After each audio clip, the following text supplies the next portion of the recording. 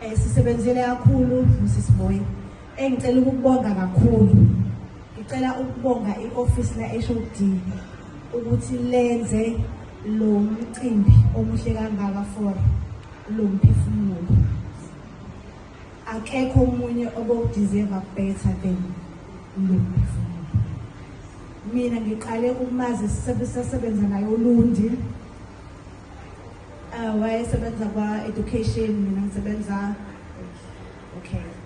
Kaze ngafika ngazosebenza naye kanti ngizosebenza naye e-office ka-HOD uprofessor uDlamini. Ngabuye ngamshiya-ke ngaya kwa-MS. Kanti naye uzobuya ngilandele futhi aye kwa-MS. So nje kanti sisuka ndawonye futhi eNazik.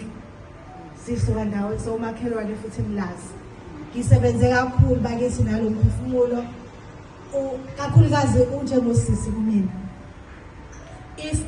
Ngijabule nje ukuthi yazi sometimes umuntu niyena enjoy eseshonile. Ukube sikhuluma ngaye kanjena nje akasekho.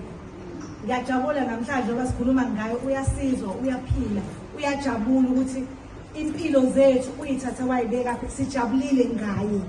Ngiyajabula. USisibuyi ngisebenze kahle naye. USisibuyi into engayithandi bese imbona ngoba esekhaya bengeke ngifike mina sengithi ngoba ngithi sisebenzela i-office ka-HOD. Ngeke ngifike ngithi ngiyangena uSisibuyi uyakhala. USisibuyi ukhalelani? Uyabona esekhala usakwazi ukukhuluma naye. Kufanele umlindi azathule. Ngizama ukumthulisa-ke ngimthulisa azathule. Asayi kunokade efonile uyangithuka lana ngazi ngimthukela.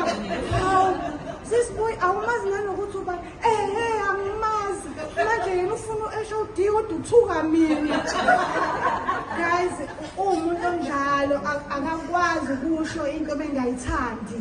In such a way that bekudinwa mina eceleni ngithi Sisibuyi awudinwe phela nawe. Eyidinwe Sisibuyi akakwazi ukudinwa. Instead